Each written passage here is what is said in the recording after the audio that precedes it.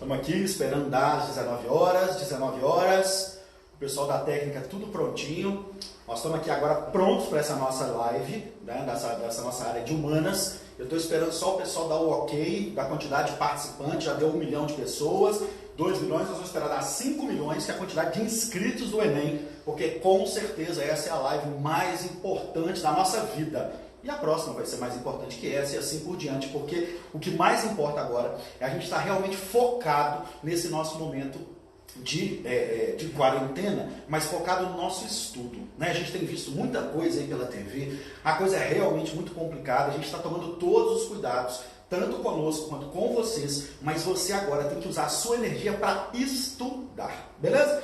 Todo mundo pronto? Já deu aí? 3 milhões? 4 milhões? 5 milhões? Rodrigão, tá deu quase. 12, velho. 12 milhões? 12. Bruno Peters, quando mais? 12. Já tem 13 milhões. 13 é galo, hein, Rodrigão? 13 é galo.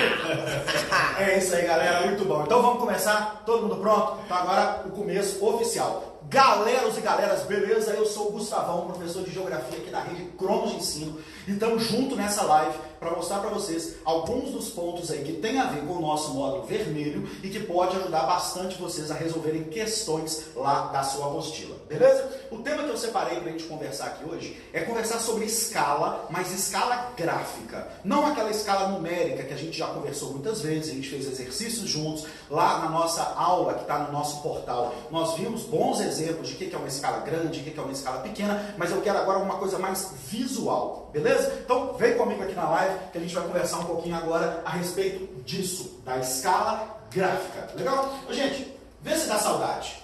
Para mim dá muita saudade. Isso aqui é uma foto de uma das nossas unidades. Essa aqui é a nossa unidade, a fachada lá da nossa unidade do pré-Pampulha, beleza? E aqui a gente tem algumas pessoas ali que foram flagradas pelo Google Street View.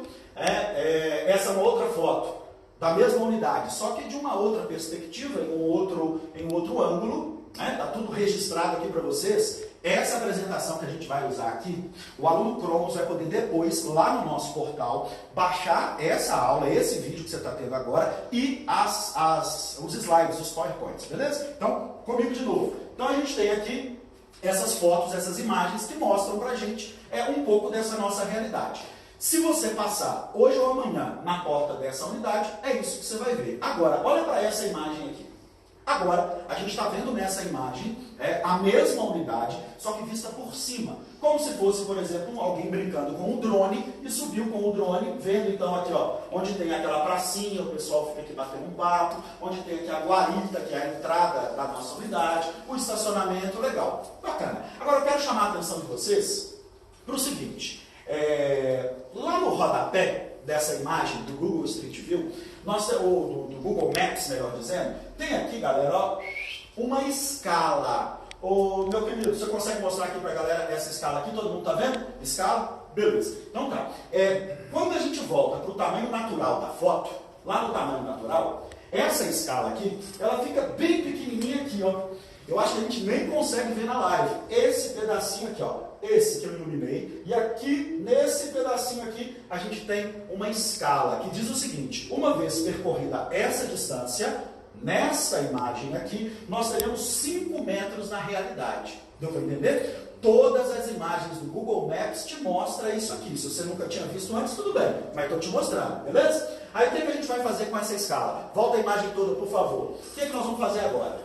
Eu vou pegar essa faixa amarela que representa 5 metros e vou repeti-la 1, 2, 3, 4, 5, 6, 7, 8, 9, 10 vezes. Só conferindo ali, ó, 10 vezes. O que isso significa, pessoal? Que essa entrada, que essa fachada da unidade Pampulha significa 5 metros 10 vezes. Ou seja, a conta que a gente faz, se temos 10 barrinhas, significa que teremos 50 metros de frente. Isso é uma escala gráfica. Bom, se a gente fizer essa mesma interpretação, só que com outra foto, repara só que essa foto agora é uma foto da região da Pampulha e é como se o drone que a gente estava imaginando tivesse subido muito mais do que antes. Bacana? Olha o que a gente vai ter aqui, ó. O Cronos Pampulha é aqui, exatamente nesse ponto aqui, ó. É onde nós temos a nossa sede lá na Pampulha. E eu vejo que aqui embaixo aqui, de forma bem discreta, eu tenho uma nova escala. A escala mudou, porque a imagem mudou. E agora a gente tem ali escrito o seguinte, que uma vez percorrida aquela distância amarela, são agora 50 metros. Então, pegando em destaque aquela barrinha amarela e colocando ela aqui, olha o que a gente descobre? Que tem 50 metros. Beleza? Então, mesmo eu me afastando da superfície, a relação de proporcionalidade se mantém. Deu para ver? Eu vou ampliar ali para vocês, para ficar bem nítido. Olha ela grandona. Essa linha aqui corresponde a 50 metros, logo a sede tem uma fachada de aproximadamente 50 metros. Eu acho que vocês já entenderam.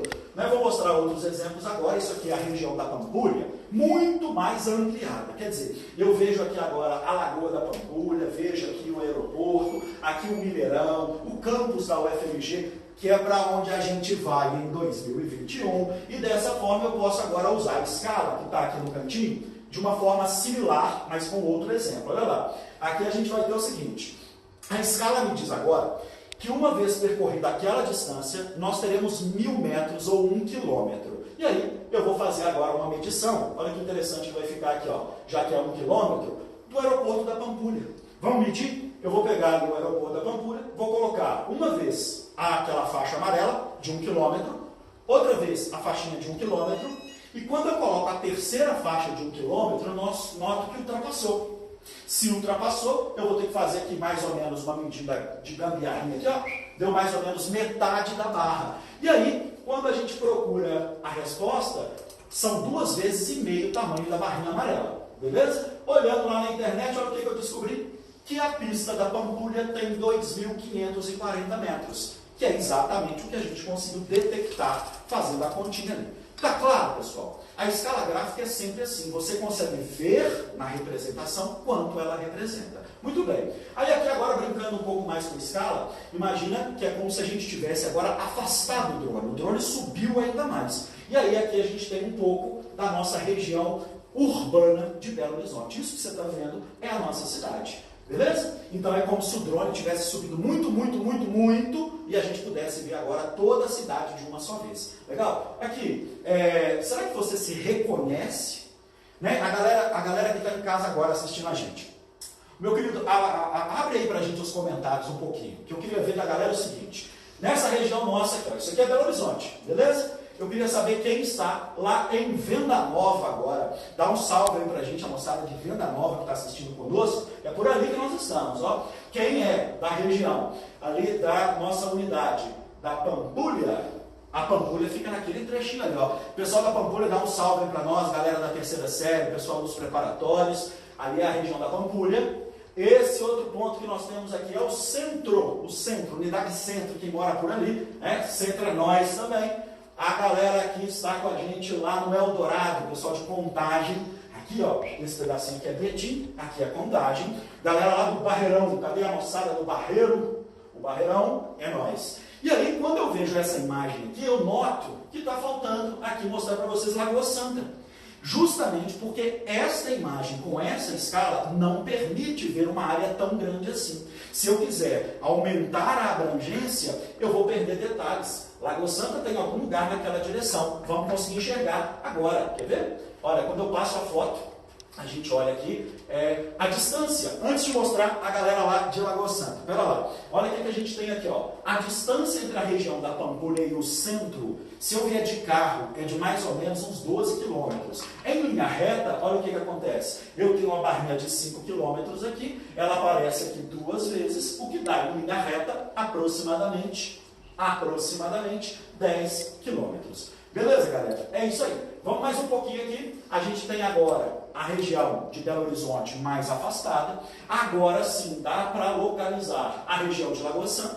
A gente perde detalhes, mas a gente consegue ver que Lagoa Santa está aqui, ao norte de BH. Beleza, pessoal? É assim que a gente faz essa interpretação da escala gráfica. Para fechar esses nossos exemplos, eu vou mostrar aqui ainda para vocês que à medida que a gente vai afastando, não é como se esse drone pudesse subindo, o que vai acontecer é isso aqui, A escala vai diminuindo e a gente vai vendo uma área cada vez maior. A gente tem ali agora uma escala que é essa distância de 200 quilômetros e aí a gente vê quase meio Brasil. Se eu afasto ainda mais, olha o que acontece aqui, eu vejo o Brasil inteiro. E de novo, fazendo uma medição, a escala diminuiu, né? Fazendo uma medição, a gente tem o seguinte, galera, essas coisas amarelinhas que estão aparecendo, é uma espécie de uma narração que eu fiz para vocês, para quando você pegar esse PowerPoint e assistir ele de novo, você vai ouvir, como se isso fosse possível, eu falando de novo com você por meio daquela legenda, beleza? Então, é esse o objetivo.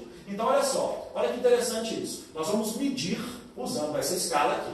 E aí eu pego essa escala aqui, um pedacinho de 500 km, e a gente vai ter o seguinte, 1 vez, 2, 3, 4, 5, 6, 7, 8 vezes inteiras, e mais um pedacinho. Quando eu coloco isso na escala que foi apresentada, a gente tem um pouco mais de 4.000 quilômetros de Brasil. E aí, quando a gente procura na internet essa distância, olha o número que aparece, 4.319 quilômetros. Beleza, galera? Essa aí é a ideia. Muito bem. Para fechar, o que nós temos aqui? Uma escala grande é aquela em que os objetos são representados de forma grande. Então é como se o drone estivesse mais perto da superfície e à medida em que ele vai se afastando, os objetos vão ficando menores. Então essa seria uma escala média e essa seria uma escala pequena, porque os objetos estão extremamente pequenos. Tudo bem? Último exemplo aqui de forma agora qualitativa, sem se preocupar com números. Olha que interessante isso aqui, olha. Vou mostrar para vocês um mapa de uma região urbana. Essa região urbana que nós temos aqui é de uma cidade que infelizmente ficou muito famosa nesse ano, lá na China, que é onde foram detectados os primeiros casos do coronavírus. Os jornais dizem que os primeiros infectados oficialmente frequentaram esse ambiente aqui. Ó. Isso aqui é um mercado lá em Wuhan, um mercado de frutos do mar, em que os 4 primeiros documentados que se infectaram frequentavam. E aí a gente nota que nesse mapa, com muitos detalhes, o nome das ruas e etc. À medida em que eu vou afastando do mapa, olha lá o que acontece. Eu já vejo uma parte muito maior da cidade. Então eu afasto um pouco mais. Eu já vejo não só a cidade de Wuhan, mas todo o seu entorno. E aí eu vou me afastando. E eu vejo praticamente toda a China. Aí eu vou me afastando. Eu vejo a China e vizinhos. E eu afasto ainda mais. E eu consigo ver todo mundo. Infelizmente, aqui eu tenho uma parte, aqui eu tenho outra parte do mundo, e infelizmente, o que aconteceu com esse vírus é que ele aos poucos começa como um surto, que é algo local, depois ele se transforma numa epidemia, que é algo maior, e depois se transforma numa pandemia, que é maior ainda. E isso a gente pode usar como uma analogia, o surto como uma escala local, uma escala grande, depois intermediariamente uma epidemia, e numa escala muito maior uma pandemia, que é o que estamos vivendo agora. Muito importante a gente entender essas escalas, porque o Enem certamente pode te perguntar algo como um fenômeno que era antes local se torna global. Legal, galera? Beleza? Ó, grande prazer poder falar aqui com vocês. Eu vou passar agora essa nossa bola de humanidades para o nosso querido filósofo Bruno Peterson. Um abraço! Olá, gente. Boa noite. Belezinha? Ó, calma aí, gente. Olha só. Na nossa live de hoje, eu vou pegar um tema com vocês que é um dos temas que eu acho mais caros para a gente conversar nesse momento aqui. Olha, para iniciar a nossa reflexão, eu espero encontrar cada um de vocês bem, vivendo a vida aí em casa, mas da melhor maneira que for possível para cada um de vocês, tentar cuidar daqueles que são seus e nesse momento ali ter a serenidade que a gente precisa para passar por esse momento tão complicado da história da humanidade. Sem dúvida nenhuma, um dos momentos mais decisivos da nossa história, ok? Então, eu espero encontrá-los, cada um de vocês aí, muito bem, ok? Então, vem cá. Eu trouxe para falar com vocês hoje um dos temas mais importantes da história da filosofia, que é a relação entre Sócrates e Platão. Nós vamos conversar um pouquinho, especialmente de um tema que a gente sempre vê, a gente sempre fala sobre ele, que é a famosa Era Clássica, que é um período absolutamente extraordinário do pensamento, que é entre por volta do século V e o século IV a.C., que é o momento onde você tem a ascensão não só da democracia grega, mas provavelmente dos 3 maiores filósofos em sequência, que é Sócrates, Platão e Aristóteles. Esses 3 eles vão viver ali por volta ali de Atenas. Aristóteles sai um pouquinho, né? Aristóteles é de uma outra cidade, mas vive uma boa parte da vida em Atenas. Mas eu quero conversar aqui com vocês sobre 2. Nós vamos falar um pouquinho sobre mestre e discípulo. Nós vamos falar um pouquinho sobre Sócrates, para a gente lembrar, nada escreveu, e nós vamos falar um pouquinho sobre o Platão. O tema que eu trouxe hoje foi um dos temas que eu acho mais relevante para a nossa conversa de hoje, que é como que eu posso buscar a virtude? Como é que eu posso buscar ser a melhor pessoa dentro daquilo que eu tenho condições? Quer ver, olha, quando eu digo que um músico é virtuoso, um músico virtuoso é um músico que toca muito bem. E o que significa virtude? Né? A ideia de virtude em grego, eu vou aqui no quadro, né? A ideia de virtude em grego significa a ideia de excelência. É isso que virtude significa, ser excelente. E esse momento que a gente está passando, eu não tenho dúvida, é o momento que está te pedindo para você ser excelente. Repara, o que significa ser excelente no contexto grego? Não é ser a melhor pessoa do mundo. Ser excelente é, dadas as suas condições, dada a sua vida, o que você pode fazer de melhor? E repara, essa pergunta normalmente é muito dolorosa para a gente fazer para nós mesmos, porque normalmente é a questão que nos incomoda, que é, se eu te perguntar aí, você que está me ouvindo, você faz tudo aquilo que é possível para você ser o melhor de você mesmo? Essa é a pergunta principal dos gregos. Como que eu posso ser o melhor de mim mesmo? Repara, o melhor de mim mesmo não tem como estabelecer esse critério medindo com o outro. Isso é impossível. Seria como comparar laranjas e maçãs. Eu posso comparar eu comigo mesmo. Então a pergunta que você tem que fazer não é eu sou a melhor versão de toda a história de mim mesmo. Não. A pergunta que você tem que fazer hoje, que é essa pergunta que todos nós estamos fazendo em casa, todos esses dias, é muito simples. O que eu sou hoje é um pouquinho melhor do que eu consegui ser ontem? É só isso que eu peço de cada um de vocês. É esse tipo de reflexão sobre ser virtuoso. Tocar música um pouquinho melhor do que eu tocava ontem. Você sabe qual é o contrário de virtude, né? Eu sempre falo isso em sala, eu acho muito especial. Agora eu vou falar de português. Qual é o contrário de ser excelente? O contrário de ser excelente, o contrário em português de virtude, é vício. Normalmente a gente pensa vício, nossa, vício em drogas, meu Deus, vício em álcool. Mas repara, vício é tudo aquilo que te impede de ser excelente. Então, vamos pensar o seguinte, vício não tem nada a ver só com o vinho. Esse é um exemplo clássico dos gregos. Tomar vinho me faz mal? Depende. Se eu tomo muito, me faz mal. Se eu tomo nada, pode eventualmente não fazer. Mas repara, que a grande questão, que é o que toca cada um de nós, é que o vinho em si mesmo não é bom nem mal. O que é bom ou ruim é a nossa atitude. E é isso que causa o vício. O vício é aquilo que te impede de ser o melhor que você pode para ser a si mesmo. Repara, isso não quer dizer que você tem que morrer, dedicar o máximo possível, mas tem a ver com você olhar para você mesmo e de coração aberto reconhecer o que eu posso fazer de melhor. Isso é a busca da virtude. O contrário da virtude, portanto, é o vício. Como é que a gente vai tratar disso, né? Como que eu posso buscar a virtude? Eu acho que é muito difícil a gente tocar no tema da virtude, ser o melhor possível e não voltar para a história do Sócrates. A história do Sócrates é a história de uma pessoa que buscou a virtude acima de qualquer coisa. Ele estava buscando, e esse é o compromisso socrático, ele estava buscando se afastar de qualquer compromisso que não fosse a verdade, que não fosse a virtude. E é esse convite que eu faço aqui a cada um de vocês agora nesse momento difícil. Eu sei que vai ser uma batalha diária. Quem vai ajudar a gente nisso é um outro filósofo, que é Aristóteles. Essa batalha diária chama hábito. Não há outra forma de cultuar a virtude que não o hábito. Nesse momento está sendo pedido a vocês justamente para testar a sua virtude, para testar o seu hábito. Esse é o ponto. Essa é a parte bonita quando a gente vai para os gregos. E talvez a pessoa mais especial para pensar nisso é, obviamente, Sócrates. Não tem muito mistério nisso.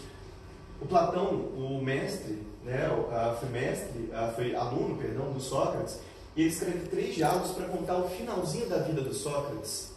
Esses 3 diálogos são a Apologia de Sócrates, que conta o momento trágico do julgamento do Sócrates.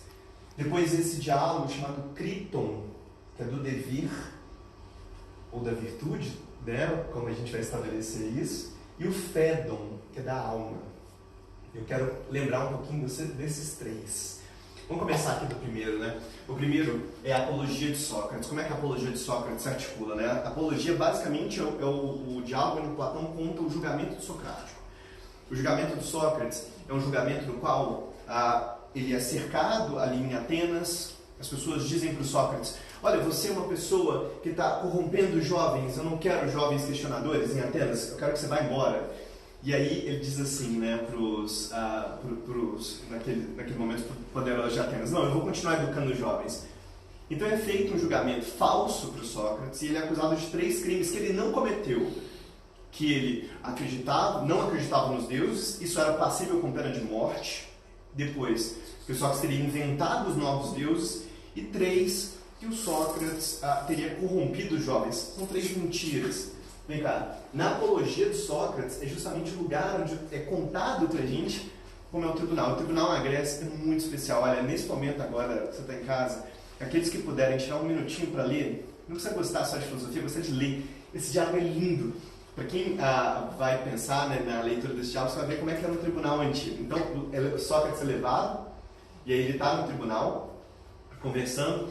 Os acusadores vão dizer para o Sócrates: você fez isso, e o Sócrates, num certo momento, diz assim: não, eu dediquei minha vida a encontrar a verdade, eu não corrompi os jovens. Finalzinho do julgamento.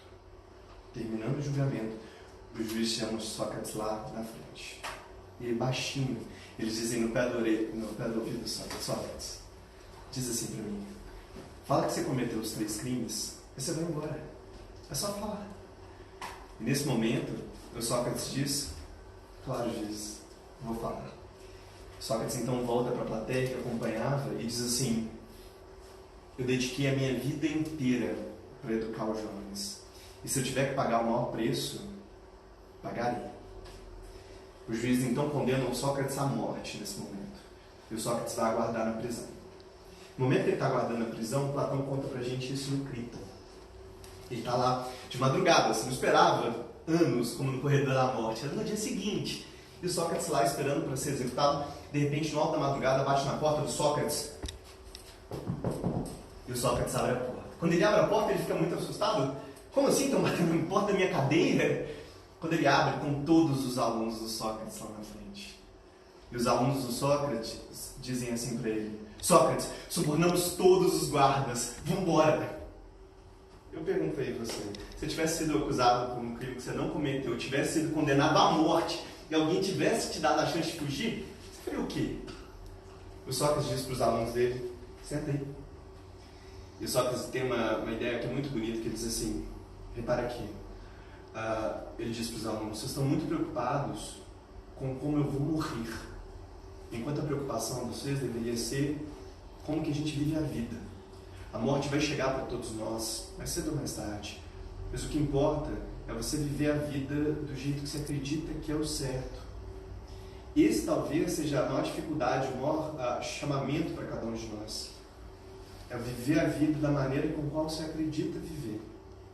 Mesmo que isso chegue mais cedo ou mais tarde, a morte para cada um de nós, a vida é aquilo que importa. É as pessoas que estão do seu lado aí agora, se abraçar as pessoas que estão do seu lado, viver a vida do jeito que você quer viver e se acredita que é verdadeiro. Para último, você tem um momento onde Sócrates ele vai morrer, que é o Fédon. Ele bebe então um veneno famoso, que é o veneno da cicuta. Quando o Sócrates bebe a cicuta, ele diz antes para os alunos dele uma outra coisa que é muito bonita. Ele diz assim: olha, o importante da vida de cada um de nós é aprender a viver. É sobre isso a vida da gente. Todo medo que circula agora nesse momento, todas as dificuldades, as dores no coração que cada um de nós temos agora, o que nós precisamos enfrentar agora é aprender a viver. Tal como um músico todo dia toca um pouquinho melhor a flauta e está buscando ser virtuoso cada um dos dias, é esse chamamento agora que cada um de nós tem, que é buscar a virtude acima de qualquer coisa, afastar o vício e buscar a excelência como principal critério da vida de cada um de nós. E isso que importa para a vida, viver a vida com virtude, ok? Foi um prazer estar aqui com você hoje. Vou passar a bola então para o grande Rodrigão. Obrigado. E aí, galera, o Humanas é tudo, né? Humanas é vida, gente. Que aula, Bruno. Massa, que live doida, meu camarada. Parabéns. Galera, meu nome é Rodrigo, professor de História, e quero trabalhar com vocês hoje o encontro de civilizações do Velho Mundo Europa com o Novo Mundo América e um pouquinho dos povos pré-colombianos. Galera, vocês estão vendo o mapa aqui da famosa viagem de Cristóvão Colombo, navegador genovês, que navegou pelos reis de Castela e Aragão, né? Pela Espanha. Em 1492, Cristóvão Colombo, no final do século XV, chega à América pensando em estar chegando às Índias. Esse é o mapa da viagem, né, de Cristóvão Colombo. Colombo acreditava que o mundo era redondo. Galera, está comprovado, o mundo é redondo, fechou? Bom, então seria possível navegar do Ocidente para chegar ao Oriente. Colombo chega numa ilha chamada Guaânica. Ele não chega nas Índias, no Oriente, na famosa feira de Calicut, que era o objetivo, mas chega na América Central. E aí chama os habitantes da América de índios. Galera, índios é um nome europeu, dado por Colombo. A galera que morava aqui não tinha ideia que chamava índio. Galera, no caso, o índio vão jogar uma bola? Não, o índio vão sair? Não tinha isso não, velho. É um nome europeu, fechou? De uma forma bem eurocêntrica e etnocêntrica. Porque os europeus já achavam superiores. Melhor, eles tinham certeza. Estariam levando a civilização aos povos, né, atrasados. Então, índio é um nome europeu dado por Colombo a cerca de 80 milhões de nativos de população autóctone daqui da América. Pô, Rodrigo, mais ou menos 80 milhões? Alguns autores colocam 60, outros até 100 milhões de índios em toda a América. Vamos ficar no 80? Rodrigo, pô, não tem dado preciso, não? Óbvio que não. Na época não tinha um instituto de pesquisa, o IBGE, por exemplo, perguntando assim, quantos índios moram nessa maloca aí? Não rolava isso, fechou? Então, mais ou menos, aproximadamente 80 milhões, né, de índios, falando mais de 2.000 línguas diferentes. Pô, então não pode ser todo mundo igual, né, Rodrigão? Lógico que não. E aí o Colombo chamou a galera toda de índios. Mas, obviamente, tínhamos povos bem diferentes. Por exemplo, tínhamos civilizações que eram sedentárias, outras que eram nômades, outras que eram semi-sedentárias, como os povos tupis aqui que habitavam o litoral brasileiro quando Cabral chegou. Tínhamos civilizações que tinham impérios, como o Império Inca e o Império Azteca. Tínhamos 3 grandes civilizações, os maias, apesar de quando os europeus aqui chegaram, no final do século XV, onde rolou o encontro de civilizações, as cidades maias estavam em decadência, porque o auge maia ocorreu, né, por volta de 500 anos antes da chegada de Colombo.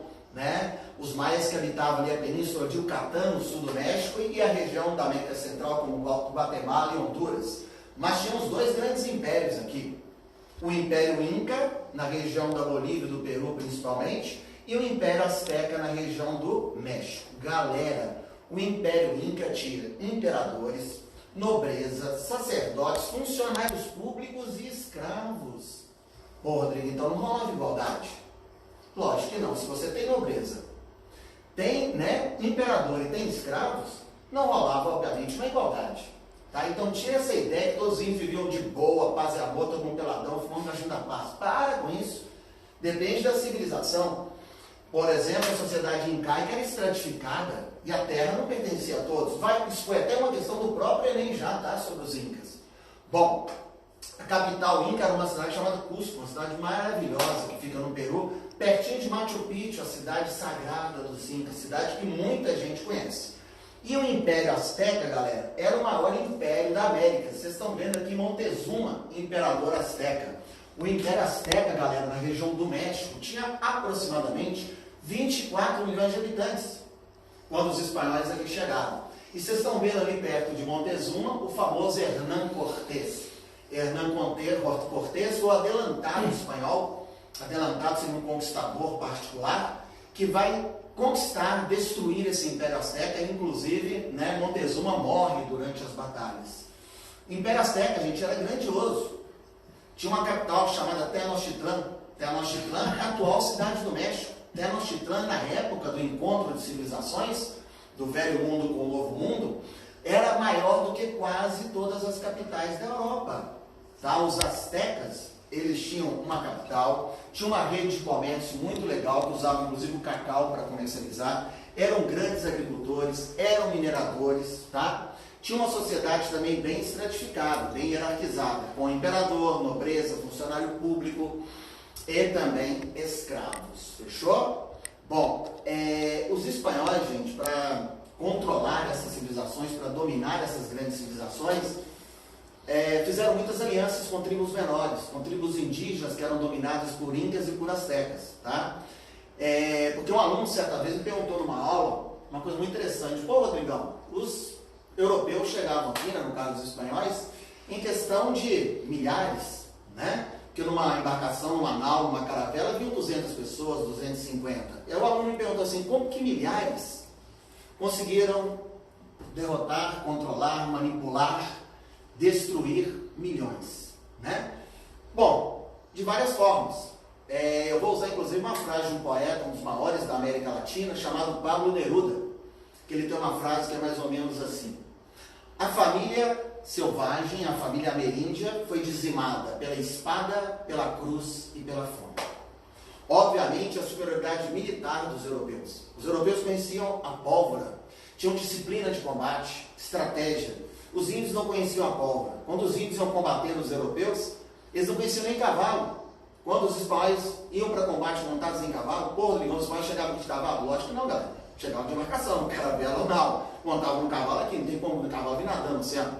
Lógico que eles montavam aqui. Os índios, quando iam combater os espanhóis, matavam primeiro o cavalo de baixo ao invés de matar o cavalo de cima.